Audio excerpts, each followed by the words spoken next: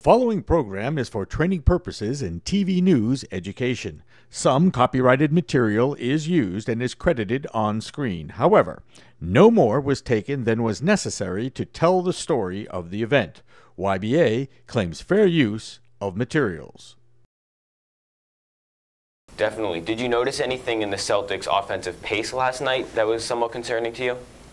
Well, not really. For the most part, I thought they played really well. Like I said, it's not a conventional team. It's not like we're going to have a center and two big forwards on the floor all the time. I mean, we've had a lot of injuries this year, and it's really affected the way the Doc's team plays. So he's making really good with what he's doing out there, and guys just have to perform. I think Jeff is really finding his niche where he can play out there and be productive alongside Kevin Garnett and Paul Pierce. But those guys they have to come up big and they have to play really well. And this is where the big superstars make their money. You know, you see Carmelo Anthony. He's their big dog, and he goes out and he gets 36 points. This is when these guys make their name and make their legacy. And so our big guys have to step up. Yeah, Carmelo Anthony is a guy who kind of has struggled in the playoffs in past years. Walter, what do you think has changed for Carmelo Anthony this season? I think he's gone from being from a just me player to now I just want to win. You know, I'm tired of hearing my name in the dirt and everybody saying I'm a selfish player. And he hasn't. I've never thought of him that way. He's always been a top competitor, a guy who can beat you one-on-one, who can knock down shots. I just think he's just been on, I don't want to say bad teams, but he just haven't had teams really built around him where he can be successful as a guy who can get everybody involved. But I think he's really making the effort to change that. He's embraced his teammates. He's embraced making the extra pass or rebounding. You saw last night where he was really trying to dig in on defense. Everybody says he's this dog on defense, but he really made an effort to try to play defense and letting everybody know, hey, it's going to start with the best player of the team, and everybody else follows suit. So I think he's done a really good job of changing his image and the way he plays and becoming a team player instead of an eye player. Well, before the Celtics-Knicks game last night, Carmelo Anthony and Paul Pierce joined forces at center court to talk about the Boston Marathon bombing victims and support that they need to lend over support. And while Paul Pierce was talking, some of the New York crowd decided to boo him. Now, this was very surprising considering all of New York, how supportive New York has been throughout this week. You know, singing Sweet Caroline at the Yankees game. They had that sign outside Yankee Stadium. I can't believe this happened. Carmelo Anthony said he was very unhappy, saying, I don't think that was the right thing to do, to boo somebody like that. At the end of the day, we all know what happened in Boston. A situation like today, we're all one. It's all about the U.S. and it's our country. It's sad that we have to go through an unfortunate tragedy like that, and whoever booed shouldn't have done it, not in a situation like that. So, guys, this was an awful situation. Even Carmelo Anthony saying it's awful. Can you believe this happened? What's your reaction to this?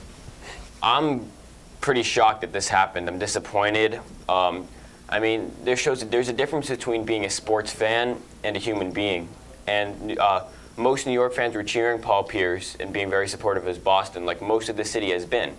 But there were a bunch of fans in that crowd that were booing him. I'm disappointed to see Carmelo Anthony was up there. They didn't boo Melo. So they weren't booing about the whole Boston Marathon bombing. They were booing Paul Pierce as a Celtic, which is pretty disappointing to see. Walter, have you ever seen anything like that in your career? I'm sure I have. You have to understand, these are two big rivalries. And all the Celtics greats that I know, you're not a great unless you are being booed. And I've kind of learned that. And Paul has been a great player for the Celtics, a great ambassador for the Celtics, and I think that particular moment you have to kind of, be kind of weary of, he's played well against New York, and you have to understand the rivalries with the people of New York, and imagine if that was, Magic Johnson or somebody in the Garden. I'm pretty sure Magic's going to get booed at that point, but. It's just you just have to be very careful reading into it. They were not booing the situation. They don't like Paul Pierce, And then when you have rivalries that strong, that's what happens. If it was Derek Jeter over at Fenway, he would probably get booed. You're going to have those fans who just can't take it. They hate these players because they've grown up hating these players. And to me, it's a credit to Paul Pierce and wearing that Celtics jersey and what he's done in his career. Yeah, I think it's very unfortunate. I mean, it's a tragic event that happened. It just happened to be in Boston. I'm sure if it happened in, let's say, Orlando and, you know, the Magic came up to New York, I don't think fans would have been booing. I think Walter brings up a good point of the fact that Knicks and Celtics are a big rivalry, but I think you can just put that rivalry on hold for about 2 minutes while that speech is going on, and as soon as the game starts, go ahead and do all you want. But in that situation, I think it was very disrespectful. Yeah, I mean, it's you guys are right. I mean, they wasn't booing the situation, more the player, but, you know, you would like to see a little respect from New York. And like I kind of said, it's surprising because they had been so supportive, you know, singing Sweet Caroline. And Yankees-Red Sox rivalry, we know, is one of the worst in sports. So, I mean, I was kind of shocked when I saw this. Yeah, I was very shocked. Now we're going to move on for the rest of the Celtics series. Walter, we'll start with you. What do you think the keys are to the Celtics-Knicks series? I think rebounding, is the number one key. Making it difficult for Carmelo. Carmelo's going to get his points because he's going to shoot the ball a ton of times. We just have to make the shots that he makes. They have to be tough shots. Make him make tough shots and make him make, you know, just big plays. Other than that, make him work on the other end. Make him have to defend and try to wear him down a little bit. And we can't let Kenyon Martin be such a factor in the game. He's not going to score a lot of points, but we know he can dunk the ball and he can rebound. We have to not let him make those energetic plays to energize his team. We have to keep him off the boards. You know, we have to continue not to let Jason Kidd get hot from beyond the three-point line. But also, he was big, making hustle plays. You know, diving for the balls, getting steals. We have to eliminate all those plays and make sure that we negate the three and stop all the hustle plays.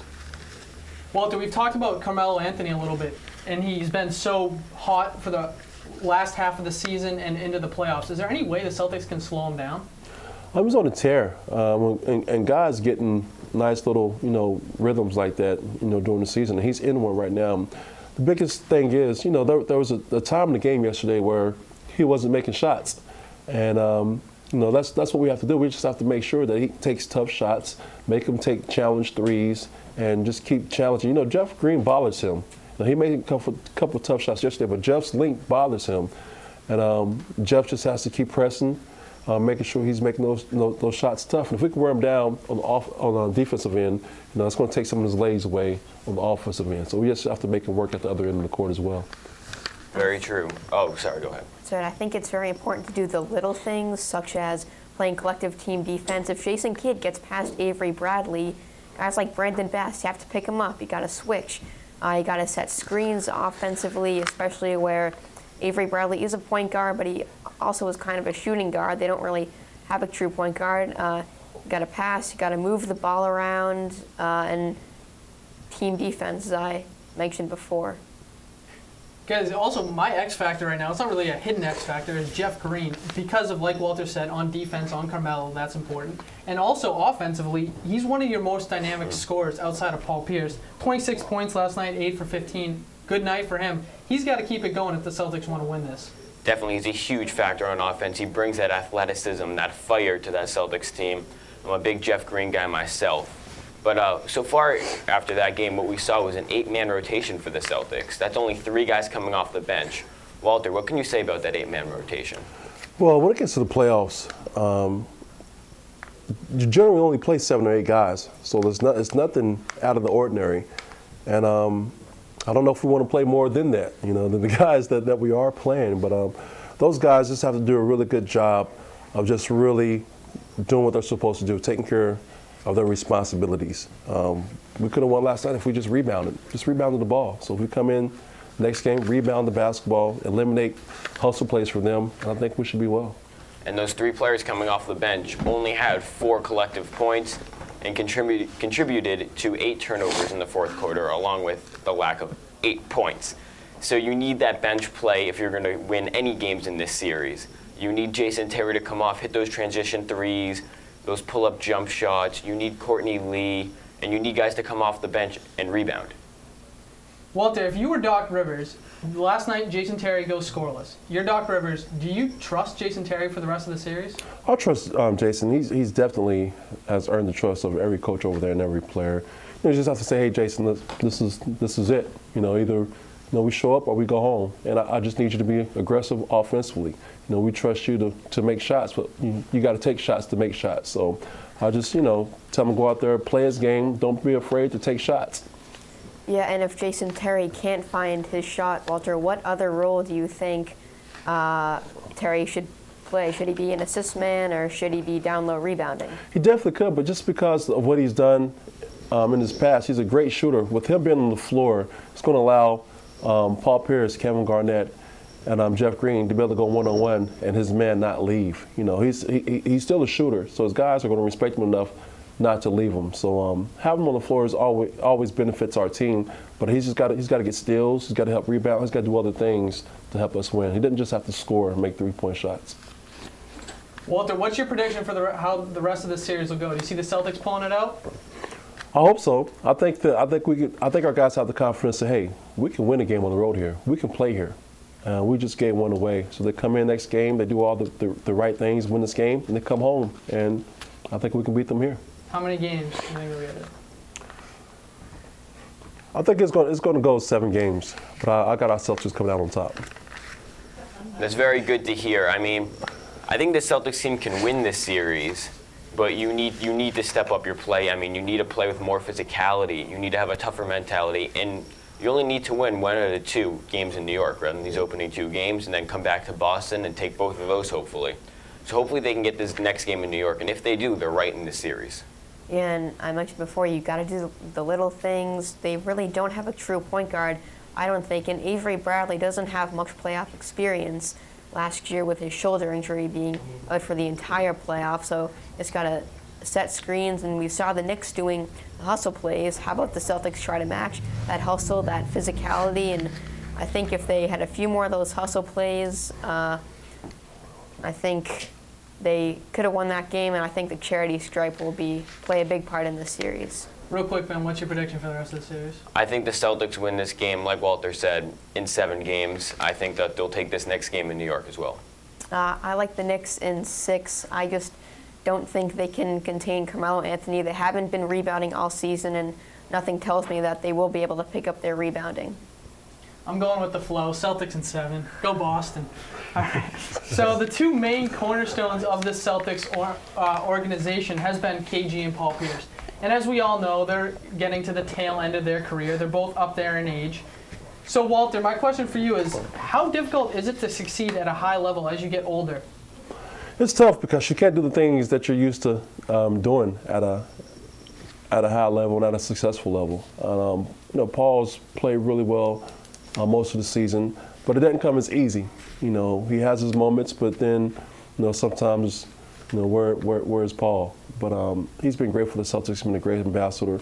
I think he's earned the right to go out however he wants to go out, whether it's retire or I think he has enough pride in his game that if he's not playing well, or if he can't do the things that he can do, he's going to let everybody know it, and he's going to ride off in the sunset. So I think he's earned however he wants to walk away. Yeah, I mean, Paul Pierce, if you look at the all-time stats, looks to be one of the greatest forwards of all time. He's 10th or 9th all time in free throws made and attempted. He's also in the top 10 in three-pointers made. He's been on some great Celtics teams. He's stuck with this Celtics team for a long time. His game has changed as he's gotten older, but he's still incredibly effective, and I don't see him leaving after this year.